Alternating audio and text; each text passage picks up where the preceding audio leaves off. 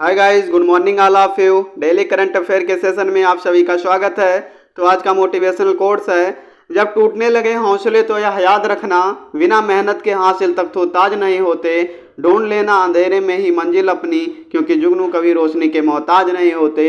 तो इस motivational quote से आज के करंट अफेयर की शुरुआत करेंगे। तो आज की जो हेडलाइंस हैं, नागरिक उड्डयन मंत्रालय और हिमाचल प्रदेश सरकार के बीच एक समझौते ज्ञापन पर हस्ताक्षर किए गए। केंद्र सरकार ने रक्षा अधिग्रहण प्रक्रिया 2020 में संशोधन किया। भारत और यूरोपीय संघ ने व्यापार और प्रौद्योगिकी परिषद का शुभारंभ किया। जम्मू कश्मीर का पल्ली गांव भारत का पहला कार्बन न्यूट्रल पंचायत बना। दुनिया के सबसे बुजुर्ग व्यक्ति केन तनाका का 119 वर्ष की आयु में निधन हुआ, जो कि जापान के रहने वाले थे।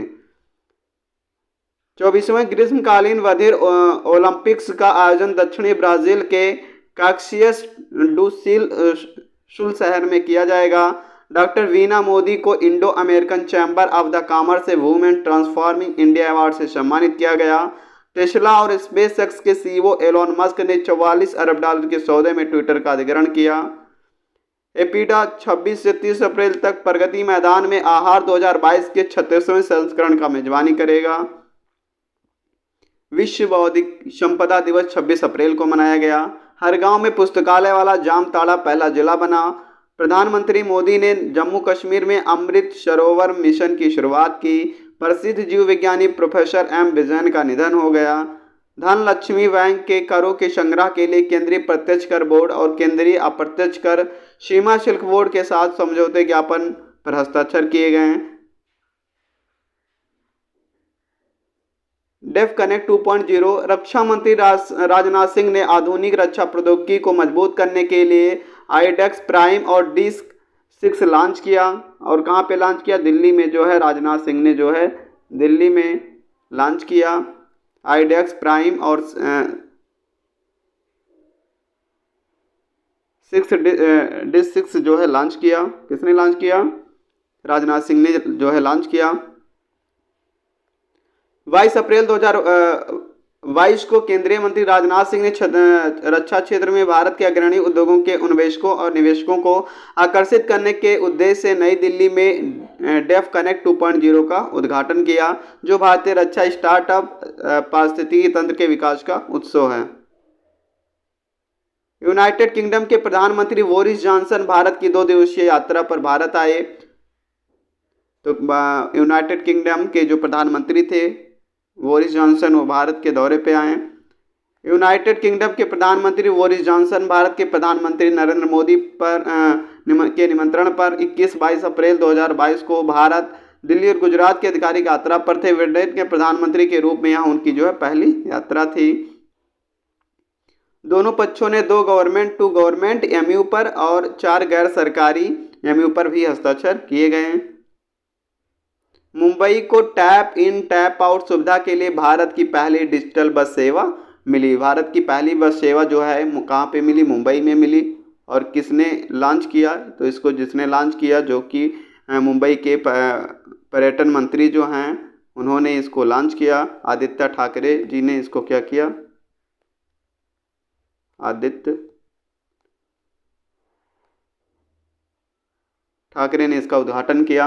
21 अप्रैल 2022 को महाराष्ट्र राज्य के पर्यटन पर्यावरण प्रोटोकॉल मंत्री आदित्य ठाकरे ने मुंबई में यात्रा को आसान बनाने के लिए बस टिकट प्रणाली के डिजिटीकरण को बढ़ाने के लक्ष्य के साथ टैप इन टैप आउट सुविधा के लिए भारत सरकार की डिजिटल बस सेवा का उद्घाटन किया। नेक्स्ट करंट अफेयर पे चलेंगे। क्रेडिट और डेबिट कार्ड पर RBI के निर्देश बिजनेस सेंटिमेंट का आकलन करने के लिए 98वीं तिमाही iOS 2022 लॉन्च किया। किसने लॉन्च किया? RBI के निर्देश से बिजनेस सेंटिमेंट का आकलन करने के लिए क्रेडिट कार्ड और डेबिट कार्ड ने जो है iOS 2022 लॉन्च किया। भारतीय रिजर्व बैंक ने बैंकीय विनिमय अधिनियम 1949 की धारा 35 से धारा 56 RBI अधिनियम 1934 के अध्याय 3B द्वारा प्रदत्त शक्तियों का प्रयोग करते हुए RBI ने क्रेडिट कार्ड डेबिट कार्ड जारी करने और आचरण निर्देश को 1 जुलाई 2022 से जारी किया है। पीएम मोदी ने मुंबई में पहला लता दीनानाथ मंगेशकर पुरस्कार से सम्मानित किया गया, यानी पहला लता दीनानाथ मंगेशकर पुरस्कार जो पाने वाले हैं वो प्रधानमंत्री नरेंद्र मोदी जी को मिला, जो कि स्वर कोकिला लता मंगेशकर की पिताजी के मतलब याद में जो है इनको दिया गया है, जो कि उनकी 80वीं जो है पुण्यतिथि थी। 24 अप्रैल 2022 को प्रधानमंत्री मोदी ने देश और समाज की निस्वार्थ सेवा के लिए पहला लता दीनानाथ मंगेशकर पुरस्कार 2022 प्राप्त किया। यह पुरस्कार मुंबई महाराष्ट्र में आयोजित 80वें वार्षिक मास्टर दीनानाथ मंगेशकर पुरस्कार समारोह में प्रदान किया गया। नेक्स्ट करंट अफेयर पे चलेंगे। मेघालय योजना विभाग की ई प्रस्ताव प्रणाली मेगा ई ने चैंपियन परियोजना के रूप में संयुक्त राष्ट्र पुरस्कार जीता, यानी संयुक्त राष्ट्र जो पुरस्कार जो है जीता है मेघालय योजना विभाग की प्रस्ताव यानी मेगा ई ने जीता है। मेघा ई ने जो ये पुरस्कार जीता है। मेघालय इंटरप्राइज आर्किटेक्चर कार्यान्वयन एक ई प्रस्ताव प्रणाली मेघालय सरकार के योजना विभाग की एक प्रमुख एक पहल सूचना सोसाइटी पुरस्कार 2022 पर संयुक्त राष्ट्र यूएन के विश्व शिखर सम्मेलन के लिए जो है इनको चुना गया है, और ये जो है 11वां संस्करण इसका इस प्रयोक्ता का जो है 11वां संस्करण जो है। तो नेक्स्ट करंट अफेयर पे चलेंगे। इमैनुअल मैक्रोन को दूसरा कार्यकाल जीता, जो फ्रांस के दूसरी बार राष्ट्रपति चुने गए हैं लगातार। इमैनुअल मैक्रोन जी हैं, इन्होंने ले पेन को हराया है, ले पेन को जो इन्होंने हराया है, और इमैनुअल मैक्रोन जो है दूसरी बार राष्ट्रपति के रूप में शपथ ली है फ्रांस के। द रिपब्लिक एंड मार्चेस से संबंधित फ्रांसीसी राष्ट्रपति Emmanuel Jean Michel Frederic Macron the republic on the move इनकी जो पार्टी है कि फ्रांस के राष्ट्रपति के रूप में फिर से निर्वाचित हुए हैं। सेबी ने एमएस साहू की अध्यक्षता में अपनी बाजार डेटा सलाहकार समिति का पुनर्गठन किया। तो किसने किया? सेबी ने किया, इसका पुनर्गठन किया।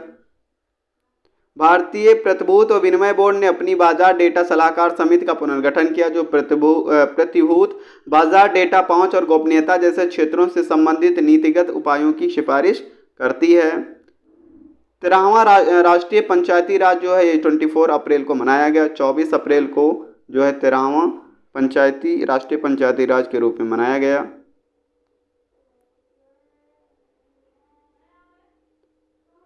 शांति के लिए बहुपक्षवाद और कूटनीति का अंतर्राष्ट्रीय दिवस ये जो है 24 अप्रैल को मनाया गया। बहुपक्षवाद और कूटनीति का अंतर्राष्ट्रीय दिवस जो है ये 24 अप्रैल को मनाया गया। प्रयोगशाला जानवरों के लिए विश्व दिवस ये भी 24 अप्रैल को मनाया गया। World day of liberty animals day 24 अप्रैल को मनाया गया। विश्व मलेरिया दिवस जो है ये 25 अप्रैल को मनाया गया। 25 अप्रैल को ये मनाया गया।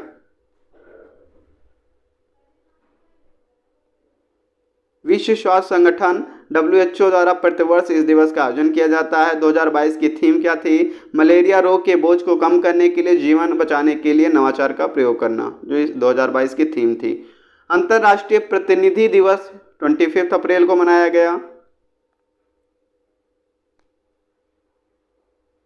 धन लक्ष्मी बैंक ने करों के संग्रह के लिए केंद्रीय प्रत्यक्ष कर बोर्ड और केंद्रीय अप्रत्यक्ष कर बोर्ड सीमा शुल्क के साथ समझौता MOU पर हस्ताक्षर किए। इससे ग्राहकों के लिए बैंक के शाखा नेटवर्क और डिजिटल प्लेटफॉर्म के माध्यम से अपने प्रत्यक्ष करों और GST भुगतानों का भुगतान करना संभव हो जाएगा। ग्राहक सेवा के शाखा नेटवर्क और डिजिटल प्लेटफॉर्म के माध्यम से अन्य प्रत्यक्ष करों का भी भुगतान कर सकेंगे। प्रसिद्ध जीव विज्ञानी प्रोफेसर M बिजन का जो है हाल ही में निधन हो गया। वह एक प्रसिद्ध आणविक जैव भौतिक वैज्ञानिक, संरचनात्मक जीव विज्ञानी और जैविक क्रिस्टलोग्राफर थे। M बिजन ने भारत में मैक्यूलर क्रिस्टलोग्राफी के विकास में महत्वपूर्ण जो है भूमिका निभाई थी। वह भारतीय राष्ट्रीय विज्ञान अकादमी INSA के पूर्व अध्यक्ष भी रह चुके थे।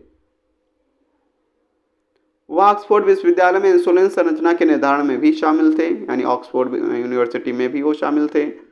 PM मोदी ने जम्मू कश्मीर में अमृत सरोवर मिशन की शुरुआत की। तो इसकी शुरुआत जो है प्रधानमंत्री नरेंद्र मोदी ने की। जम्मू कश्मीर की अपनी यात्रा के दौरान PM मोदी ने मौजूदा जल निकायों के पुनरुद्धार और कायाकल्प के लिए अमृत सरोवर मिशन की शुरुआत की। अमृत सरोवर मिशन जो है जल संरक्षण पर फोकस करता है। हर गांव में पुस्तकालय वाला जामताड़ा पहला जिला बना, यानी झारखंड का जो जामताड़ा जिला है इस इन सभी ग्राम पंचायतों में जो है सामुदायिक गवर्नमेंट लाइब्रेरी जो है स्थापित करने वाला पहला जिला कौन बना है? जामताड़ा बना है। विश्व बौद्धिक संपदा दिवस जो है 26 अप्रैल को मनाया गया।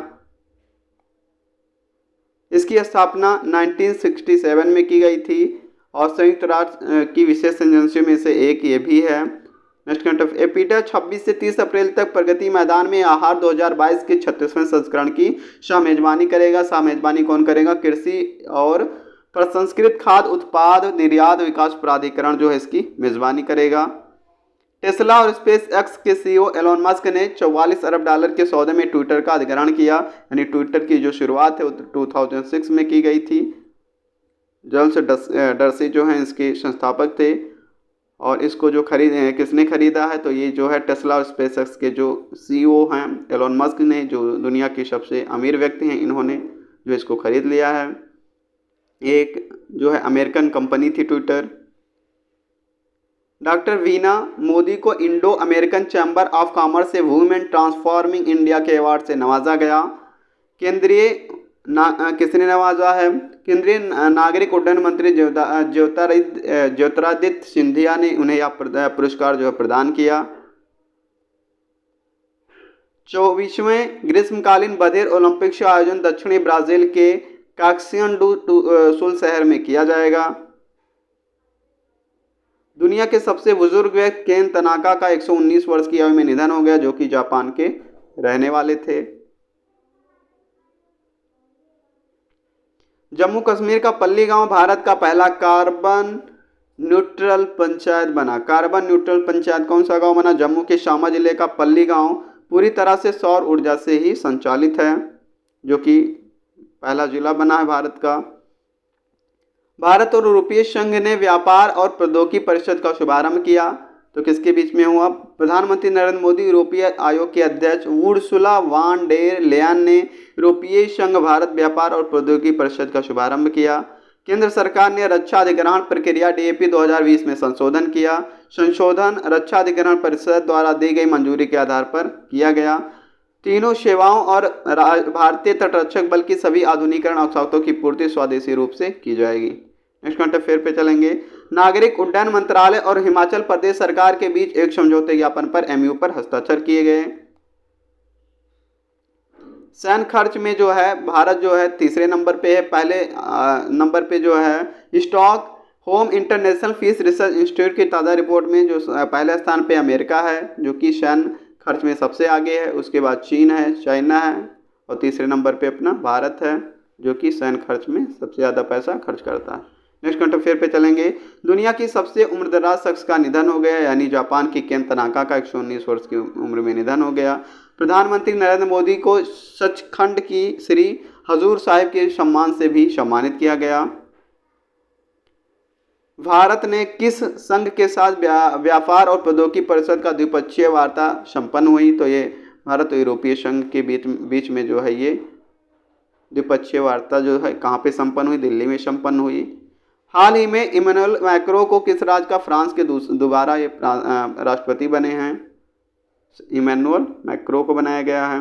एशियाई कुश्ती चैंपियनशिप 2022 में पुरुष के फ्री स्टाइल 86 किलोग्राम वर्ग में दीपक पुनिया को जो है रजत पदक मिला है, रजत पदक।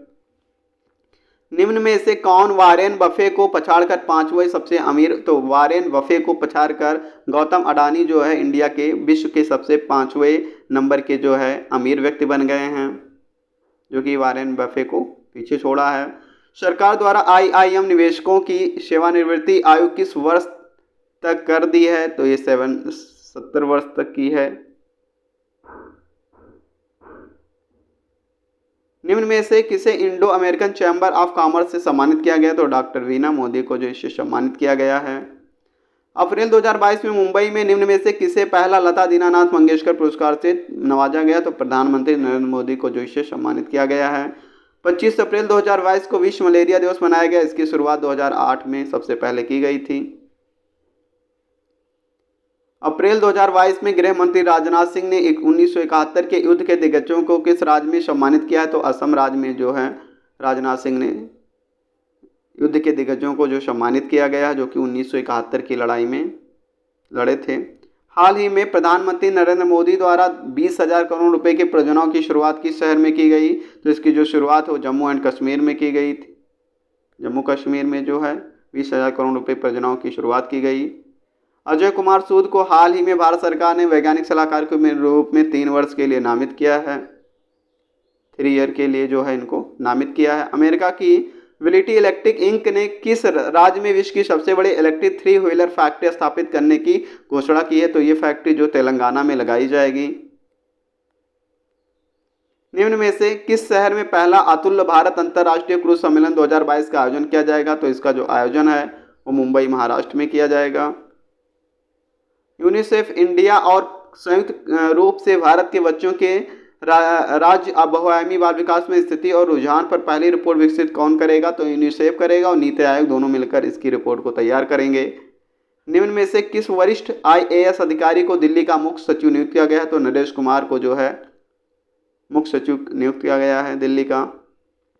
निम्न में से किस राज्य सरकार ने राज्य में एक अंतर्राष्ट्रीय ग्रेड डेटा केंद्र स्थापित करने के लिए निक्सी CSC डेटा सेवा केंद्र के साथ समझौते पर हस्ताक्षर किया है? तो इसको जो है त्रिपुरा सरकार ने जो है हस्ताक्षर किया है।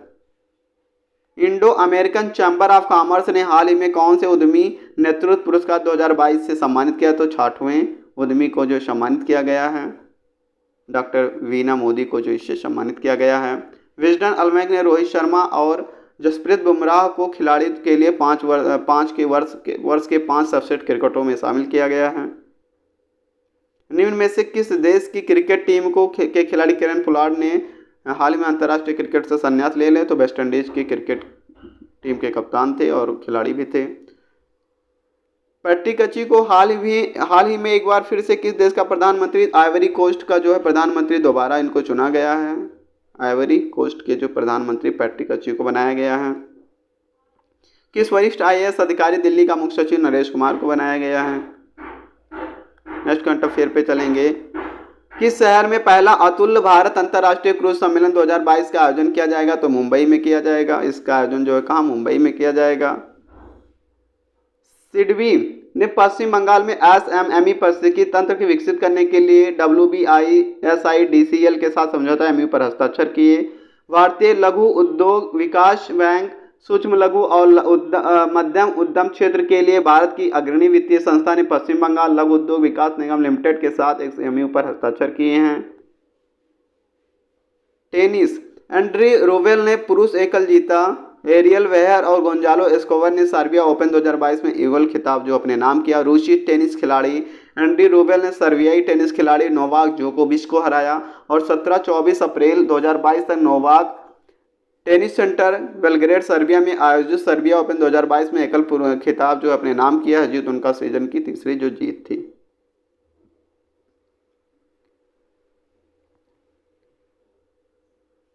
नेक्स्ट करंट अफेयर पे चलेंगे। केरल और नीदरलैंड ने केरल के इतिहास को दर्शाने के लिए कास मास मालाबारिकस परियोजना के सहयोग किया। केरल सरकार ने कास मास मालाबारिकस प्रोजेक्ट के लिए नीदरलैंड के साथ एक MOU पर हस्ताक्षर किए हैं, जिसका उद्देश्य 18वीं शताब्दी के दस्तावेजों का उपयोग करके केरल के ऐतिहासिक महत्व को स्पष्ट करना है। इसके अलावा समझौते का उद्देश्य केरल के कोल्लम और मल्लापुरम में चित्रकला शिक्षाविदों की स्थापना करना है। तो ये थी आज की current affair. Thanks for watching. Video समझ में आए तो लाइक शेयर सब्सक्राइब जरूर करें।